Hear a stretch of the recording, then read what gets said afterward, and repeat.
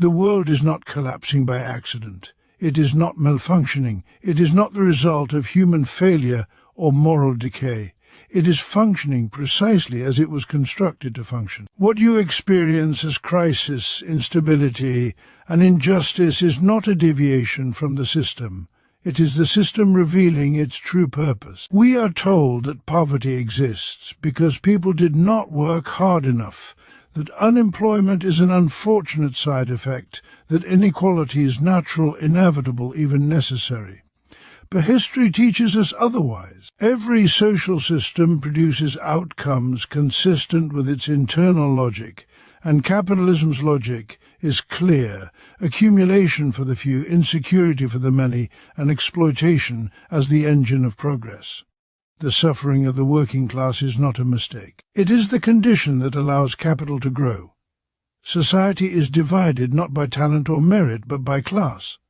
On one side stand those who own the means of production factories, land, capital, technology. On the other side stand those who own nothing but their labor power, forced to sell their time, their bodies, their creativity in order to survive. This relationship is not equal, and it never has been.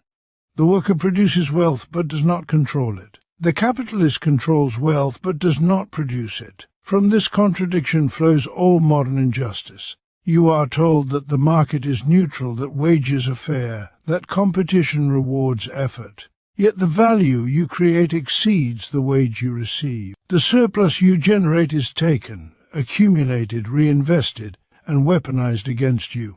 This is exploitation, not as a moral accusation, but as a structural fact. Capital cannot exist without extracting unpaid labor. Profit is not earned, it is appropriated. Alienation deepens this domination. The worker does not recognize themselves in the product of their labor. What they create confronts them as something foreign, owned by another, sold back to them at a price they struggle to afford. Labor becomes a means of survival rather than an expression of human potential. Life is reduced to endurance. Time is stolen, and even rest becomes a privilege. Capitalism does not merely exploit labor, it fragments it. It isolates workers, pits them against one another, disguises class interests beneath identities and distractions. It teaches you to compete with your neighbor rather than question the system that impoverishes you both. It convinces you that your suffering is personal, not political, individual rather than collective. This is not ignorance, it is ideology. Crises erupt, markets collapse. Wars are waged, and still the ruling class survives, protected by institutions designed to preserve their dominance. The state does not stand above society as a neutral arbiter. It arises from class antagonism and serves to manage it in favor of those with power. Laws protect property before people. Order is enforced not to secure justice, but to maintain the conditions of accumulation. Yet within this oppression lies the seed of its own destruction. The working class is not merely a victim of history, it is its driving force. Workers create all value, they move all machinery, they sustain all institutions. When they act collectively, the system trembles. Every gain wrested from power, shorter hours, higher wages, basic rights, was not granted out of generosity, but won through struggle. The future will not be delivered by reform alone, nor by appeals to morality from those who profit from immorality. It will be built through consciousness, organization, and collective action. The working class must recognize itself as a class, understand its historical role, and act accordingly. Liberation cannot be delegated. It must be seized. A society organized around profit will always sacrifice human life to preserve capital. A society organized around human need can liberate creativity, dignity, and freedom. This requires not the adjustment of the system, but its transformation. The abolition of exploitation, the end of private control over social wealth, the reconstruction of production for use, not profit. History is not a story of harmony. It is a history of class struggle, and every system that declared itself eternal has fallen when the oppressed refused to remain silent. The world you inhabit was designed to benefit a few at the expense of the many. To change it, you must first see it clearly. The world is not broken. It is working exactly as designed. and that is precisely why it must be changed. Capitalism is often portrayed as a natural system, one that rewards talent, effort, and innovation. But this is a carefully constructed illusion designed to obscure the reality of its operation. At its core, capitalism is a system of structured inequality, a framework built to concentrate wealth and power in the hands of a few while extracting labor and resources from the many. The mechanisms of this system are not accidental, they are deliberate, designed to perpetuate the accumulation of capital and the subordination of labor. From the moment an individual enters the workforce, they are placed within a hierarchy where their value is measured not by their humanity or their potential, but by their ability to generate profit for others. The wages they receive are not a reflection of the wealth they produce, but a fraction of it, while the surplus value the difference between what is produced and what is paid is appropriated by those who control the means of production. This is not an incidental feature of the economy, it is its foundation. The system functions precisely because it channels labor into profit, and the extraction of this surplus is what sustains the wealth of the elite. Every aspect of capitalism, from employment contracts to corporate structures, is designed to maximize this extraction, ensuring that the working majority remains dependent, constrained, and commodified. The accumulation of wealth under capitalism is not a byproduct of ingenuity alone. It relies on structural advantages, inheritance, and the systematic exploitation of labor. Capital grows not through moral virtue or personal effort, but through the continuous reinvestment of surplus value extracted from workers. Profits are often justified as rewards for risk-taking or innovation, yet the risks undertaken by laborers, the uncertainty of employment, the precarity of survival are rarely acknowledged or compensated. The system is designed to obscure the reality that wealth creation is collective. Every technological advancement, every increase in productivity, every commercial success is built on the backs of countless workers whose labor is rendered invisible and whose contributions are minimized. The capitalist narrative reframes this process as an individual achievement, erasing the social relations and collective labor that underpin it, so that the few who own the means of production appear to have earned their wealth morally rather than structurally. Inequality under capitalism is not accidental, it is systemic. The concentration of wealth and power among the elite is the natural outcome of a system that prioritizes accumulation above all else. Policies that favor the wealthy, tax structures that protect capital, and financial systems that concentrate assets all serve to reinforce this hierarchy. Workers, despite producing the vast majority of social wealth, remain dependent on wages that rarely reflect their contribution. Their labor is purchased at the lowest possible cost that can be sustained without widespread revolt, and any attempt to challenge this system is met with structural resistance, whether through legal mechanisms, political influence, or cultural ideology. The economic logic of capitalism ensures that wealth gravitates upward, that profit is reinvested in ways that further consolidate power, and that the majority must continuously compete within a framework designed to keep them subservient. The system also exploits not only material labor but human need, desire, and aspiration. Consumers are drawn into cycles of production and consumption that benefit capital, often unaware that their choices are constrained and manipulated to reinforce the profitability of the system. The commodification of life itself, education, health, entertainment, even social interactions is structured to extract value from every aspect of human activity. In this sense, capitalism is not a passive economic arrangement, but an active social force, shaping behavior, thought, and relationships to maintain the dominance of capital. Workers and consumers alike are caught in a feedback loop that normalizes inequality and frames exploitation as natural, inevitable, or even virtuous, further embedding the system into the very fabric of society. Capitalism's endurance relies on the illusion of fairness, on the belief that hard work will be rewarded and that mobility is possible. Yet empirical evidence consistently demonstrates that social mobility is limited, that structural barriers prevent the majority from accessing wealth, and that economic crises disproportionately harm the working class while elites often emerge richer. These patterns are not anomalies, they are the predictable outcomes of a system whose design is indifferent to human need and wholly committed to capital accumulation. The success stories are exceptions celebrated to maintain belief in the system, while the systemic exploitation of the many is normalized and obscured. By understanding capitalism as a deliberate mechanism of inequality rather than a neutral stage on which merit is rewarded, the working class can begin to see their position not as personal failure but as the result of systemic design, a design that functions exactly as intended. The extraction of wealth from the many to enrich the few is not a flaw, it is the engine of capitalism. Every economic cycle, every financial policy, every corporate decision reinforces this pattern.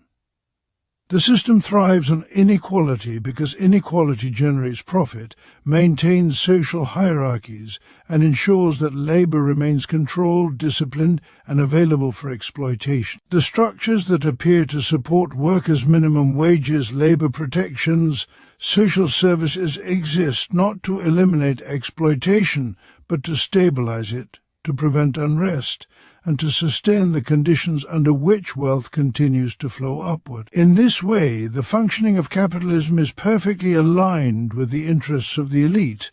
It consolidates their wealth, enforces social hierarchies, and perpetuates a cycle of dependence and labor extraction that is invisible to those who benefit least from it. Class division is not a random outcome of society, nor is it the product of individual failings, personal ambition, or moral weakness. It is a structural reality embedded in the very foundations of social and economic life, emerging from the relationship between those who own and control the means of production and those who do not. From the moment an economic system is organized around private property and the accumulation of capital, society is divided into classes defined by their relation to production. Those who possess land, factories, machinery, technology, and financial resources have the power to dictate the terms of labor, to extract value, and to control wealth. Those who do not own these resources are compelled to sell their labor in order to survive,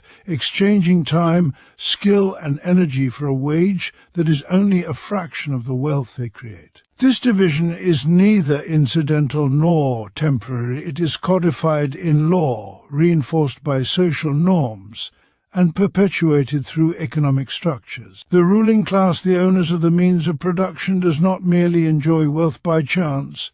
It is structurally positioned to dominate society.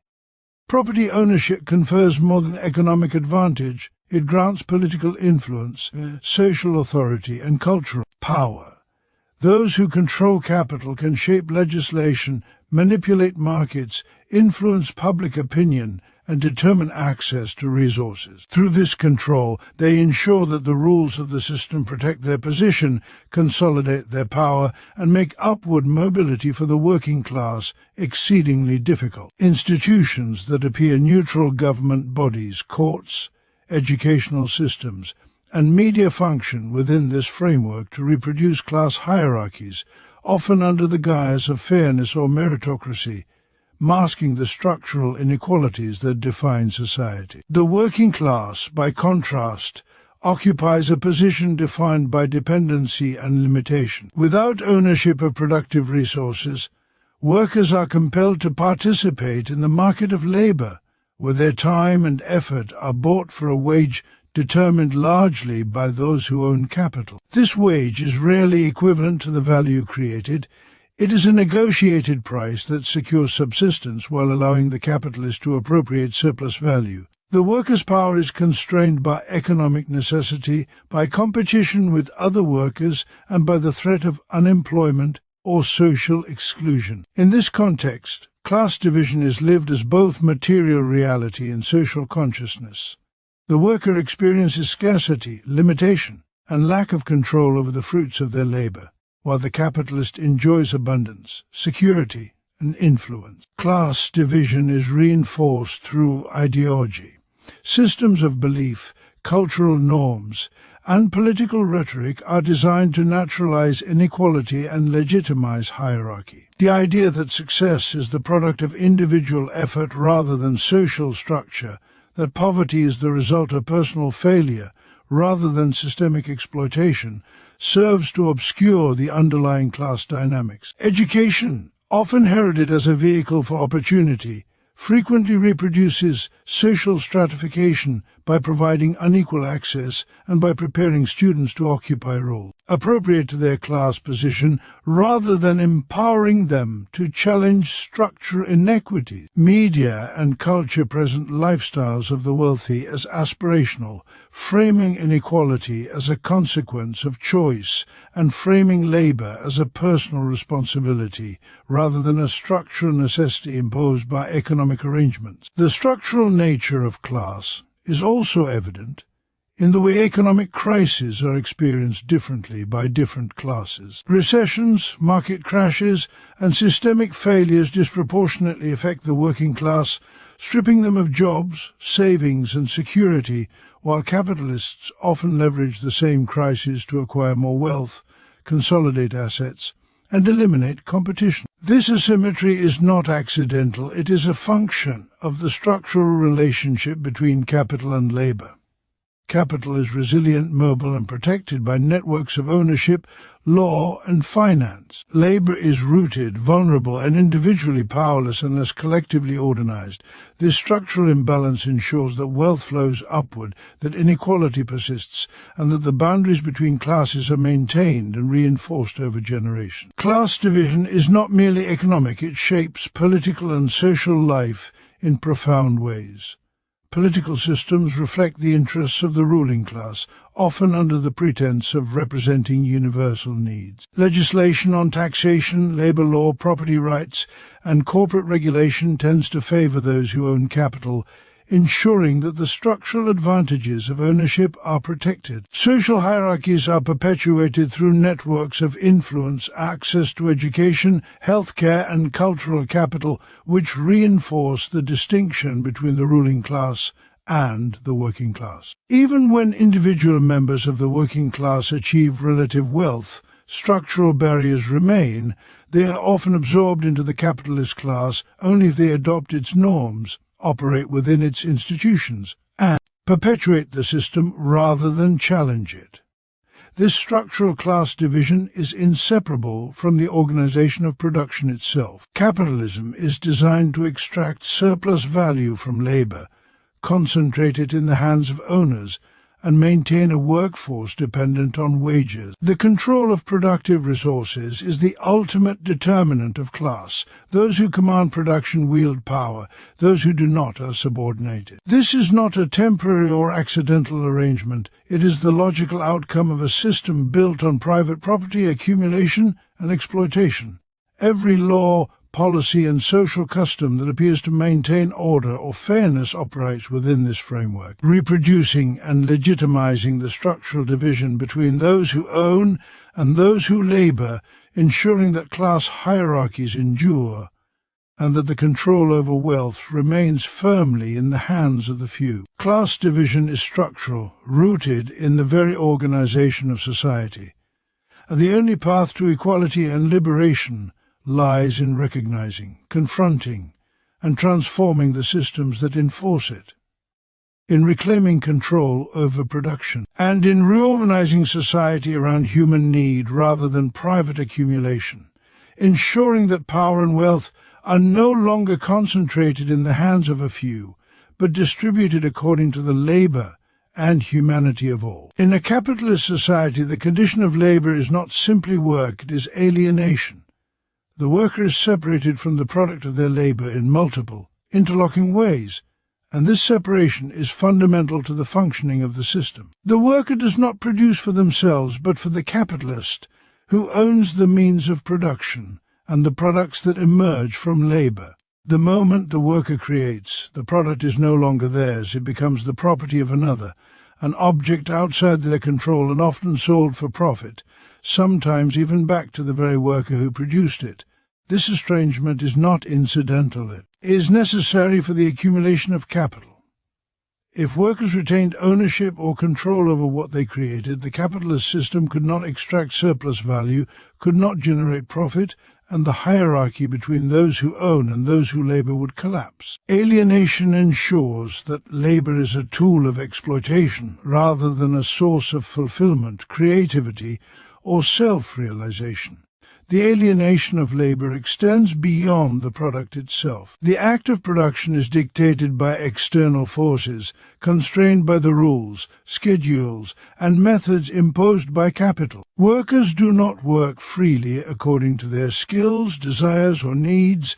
They are compelled to work according to the demands of efficiency, productivity, and profitability. Their labor is subordinated to objectives that are not their own, and their creativity, initiative, and intelligence are appropriated by a system that values output above humanity. In this sense, labor becomes a form of self-denial, where the worker's energy and intellect are directed not toward self-expression or communal benefit, but toward the enrichment of another. The more productive a worker is, the more alienated they become, for every increase in output amplifies the distance between the laborer and the value created.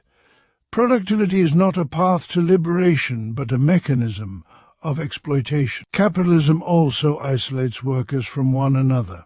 Competition is structured to prevent solidarity, to ensure that laborers view each other as rivals rather than collaborators. Wages are determined in a market where scarcity and competition are emphasized, creating divisions based on skill, experience, or employability. Workers are pitted against each other to secure jobs, promotions, and survival, and in doing so, the collective consciousness necessary to challenge exploitation is undermined. This isolation is both social and psychological. Communities are fractured, friendships strained, and networks of mutual support weakened, because the system rewards individual compliance and punishes collective defiance.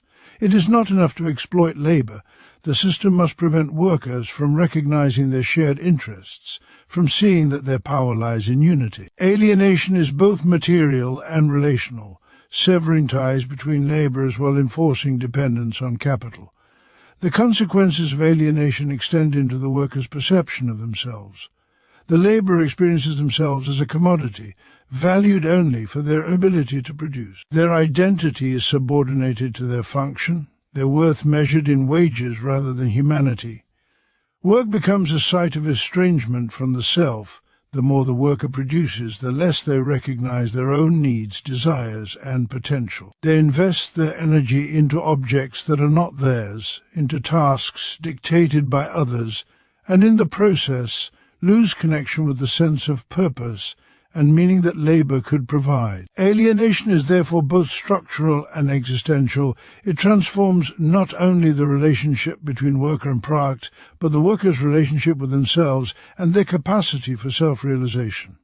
The isolation of workers also reinforces ideological control. By keeping labor fragmented, by promoting the illusion of individual competition and meritocracy, capitalism obscures the systemic nature of exploitation. Workers internalize their alienation, blaming themselves for conditions that are imposed by the system rather than inherent to their own abilities or effort. This internalization ensures that resistance remains minimal, that the potential for collective organization is delayed, and that the extraction of surplus value continues unchallenged. Isolation is thus a tool of control as vital to the capitalist system as the extraction of labor itself. Furthermore, alienation disconnects workers from the broader society they sustain. While they produce the goods and services that form the basis of social life, they have little say in how these resources are distributed, used, or valued. Their labor sustains wealth, infrastructure, culture, and knowledge, yet the benefits of their work are captured by others. In this way, alienation is not merely a personal or psychological experience, it is a social condition that maintains the dominance of the few over the many. By controlling the product, controlling labor conditions, and fragmenting social relations, the system ensures that the worker remains dependent, subjugated, and estranged. Alienation is therefore a multi-layered phenomenon. Workers are separated from the products they create, subjected to the will of capital, isolated from one another, estranged from their own potential, and disconnected from society at large. These conditions are not accidental byproducts of work or inefficiencies of management. They are the intentional design of a system that extracts wealth by subordinating human labor. The more the system functions as intended, the deeper the alienation becomes, embedding dependency, fragmentation, and estrangement at the heart of everyday life, making labor a source of survival rather than fulfillment, a mechanism of control rather than creativity, a force that divides rather than unites. Workers are alienated from the products of their labor and isolated from each other because capitalism depends upon these conditions to maintain hierarchy, to extract surplus value, to prevent collective resistance, and to transform human creativity and effort into a resource owned and directed by others, ensuring that labor itself becomes both the instrument and the site of systemic domination. True change is not achieved through individual effort alone, nor is it the product of moral appeals or isolated acts of resistance. In a society structured around exploitation and inequality, transformation is only possible when the exploited recognize their shared position, understand the forces that oppress them, and act together to reclaim power. Class consciousness is the foundation of this understanding. It is the awareness that the conditions faced by workers are not personal failings, accidents, or natural outcomes, but the result of systemic structures designed to concentrate wealth and control in the hands of a few. Without this consciousness, workers perceive inequality and oppression as unavoidable, internalize blame, and remain divided, competing with one another rather than confronting the source of their exploitation. Class consciousness is not a passive state of knowledge. It is a dynamic understanding that situates personal experience within historical, economic, and social contexts, revealing the mechanisms through which power is maintained and the possibilities for its overthrow. Understanding alone, however, is insufficient. Class consciousness must translate into organization. Individual awareness cannot dismantle systems built on collective exploitation. Organization allows workers to align their interests, coordinate actions, and amplify their strength against forces far more powerful than any one person. Historically, labor movements, unions, and workers' councils have demonstrated that when workers unite, they can demand better conditions, wages, and rights, reshaping society in ways that mere individual effort cannot. Organization provides the framework for strategic action, for sustained pressure, and for the protection of those who challenge entrenched power. It transforms isolated dissatisfaction into coordinated effort, creating networks that link the immediate struggles of the workplace with broader social and political objectives. Collective action is the culmination of consciousness and organization. Knowledge without action remains abstract, and organization without purpose remains inert.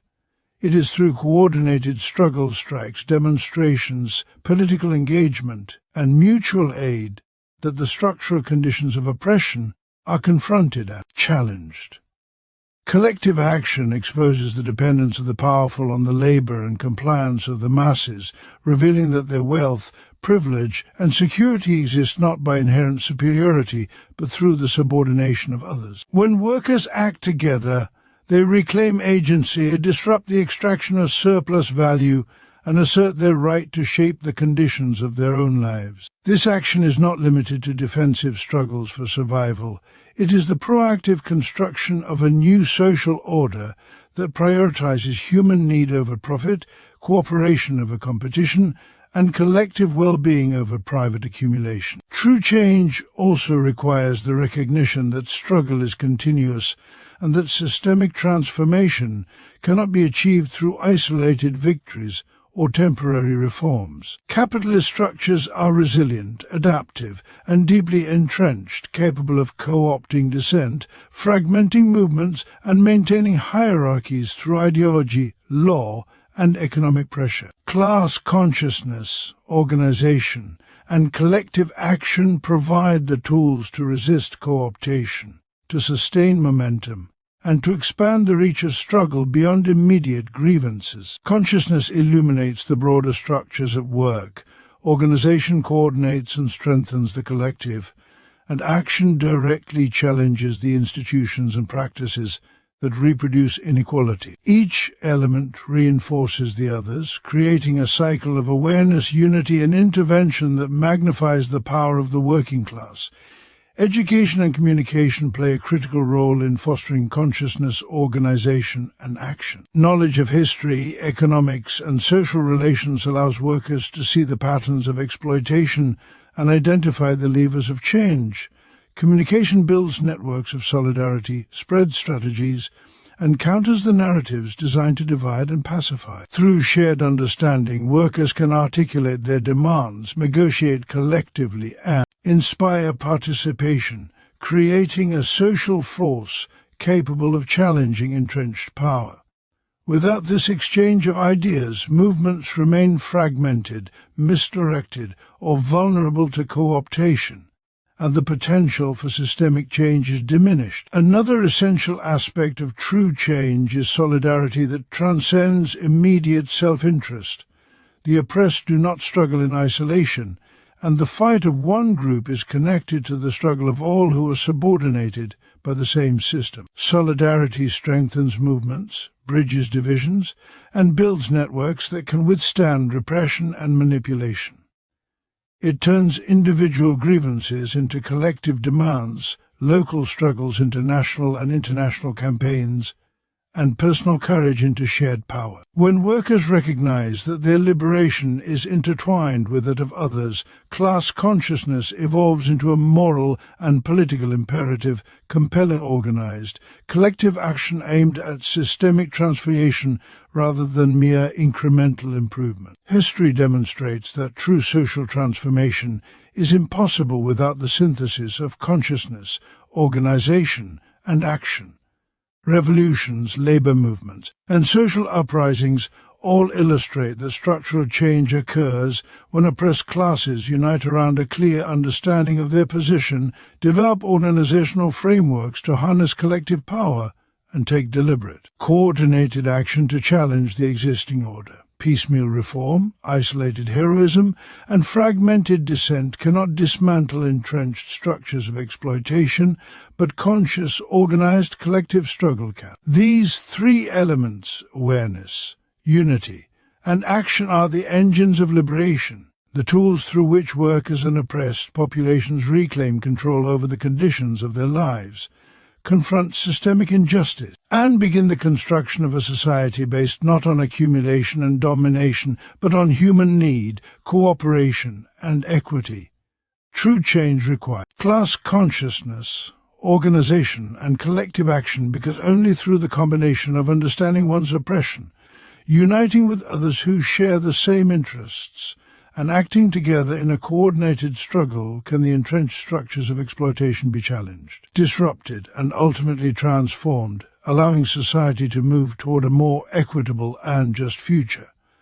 Liberation cannot be achieved within the confines of a society organized around the accumulation of capital. As long as profit dictates production, human needs, creativity, and potential are subordinated to the imperatives of wealth, and exploitation remains the defining condition of life for the majority. Capitalist production treats labor as a commodity, time as a resource to be purchased, and human life as an instrument for generating surplus value. In this system, the products of society are not created to satisfy real human needs, but to perpetuate cycles of consumption, to produce profit for those who control the means of production, and to reinforce hierarchies of power and wealth. To achieve true liberation, society must invert these priorities, placing human need, development, and flourishing at the center of production rather than private accumulation. This requires a radical reorganization of economic,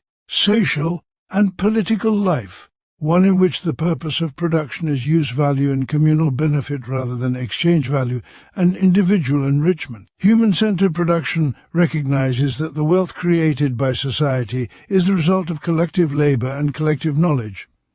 Every innovation, every technological advancement, Every productive industry emerges from the coordinated efforts of countless individuals. Under capitalism, the fruits of this collective effort are concentrated in the hands of a few, while the majority are denied control over their own contributions.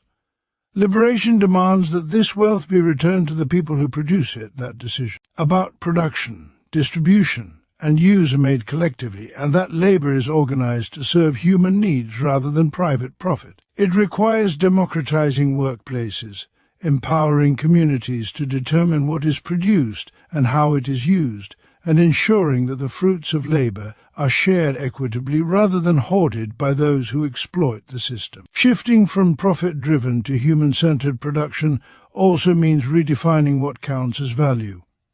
Capitalism equates value with market price and profitability, ignoring the social, environmental, and human costs of production. Work that is essential to sustaining life, community, and society care work, education, healthcare, environmental stewardship is often undervalued or uncompensated because it does not generate profit, even though it is vital for human survival and well-being. A human-centered society would recognize the inherent worth of such labor, integrating it fully into the economy, and ensuring that those who perform it are respected, supported, and empowered. The purpose of production would shift from abstract financial gain to the satisfaction of real human needs, from exploitation to cooperation, from scarcity imposed by profit to abundance organized for collective welfare. This transformation also demands reconsidering the role of technology and innovation. Under capitalism, technological development is primarily directed at increasing efficiency, reducing labor costs, and generating profit, often at the expense of workers, communities, and the environment. Human-centered production would redirect technological innovation toward enhancing human life, reducing toil, increasing opportunity for creativity, and protecting ecological systems. Machines and infrastructure would serve society, not capital. Automation would free workers from repetitive or dangerous labor rather than increase unemployment or concentration of wealth. Energy and resources would be deployed to meet the needs of people, rather than maximize corporate margins. Technology becomes a tool of liberation rather than domination, aligned with the flourishing of human potential.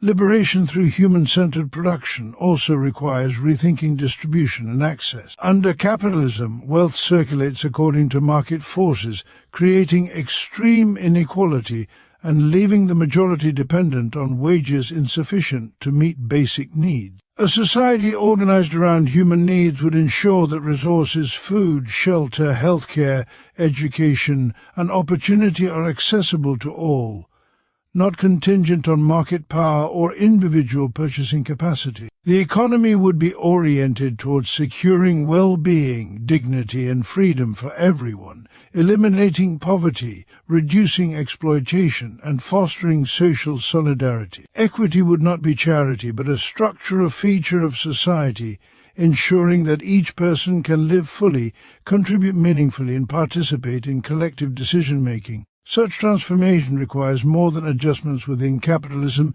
It requires systemic change. Human-centered production cannot exist alongside a system structured to prioritize private gain over collective well-being. The institutions, laws, and social norms that maintain capitalist accumulation must be restructured to place power in the hands of those who produce and sustain society. This includes democratizing control over resources, reshaping governance to serve human needs, and creating economic frameworks that emphasize cooperation, sustainability, and shared benefit. Liberation is not merely about removing oppression, but reconstructing society to align production with humanity itself, creating conditions in which people are empowered to shape their lives, communities, and future.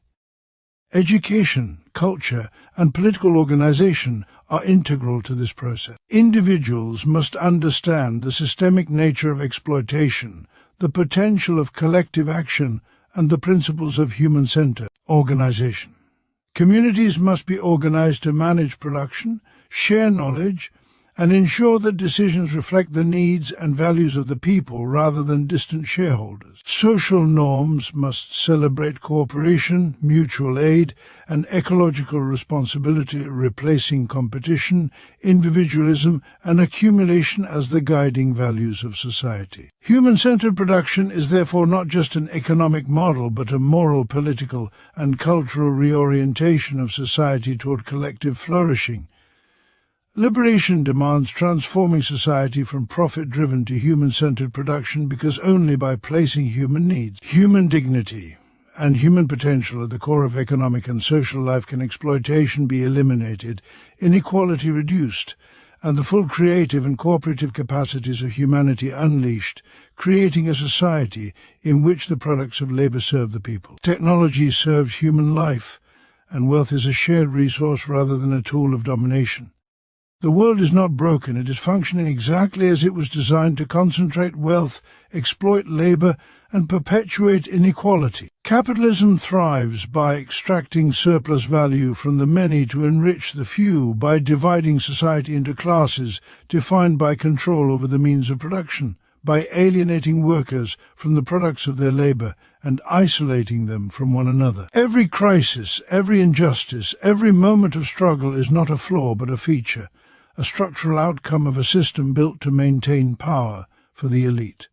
True liberation cannot come from reform alone or from adjusting to the system's constraints. It requires awareness, class consciousness to understand the forces that oppress, organization to unify those who labor, and collective action to seize control of the conditions of life. Only by transforming society from profit-driven production to human-centered production can labor cease to be exploitation, wealth be equitably shared, and human potential be fully realized.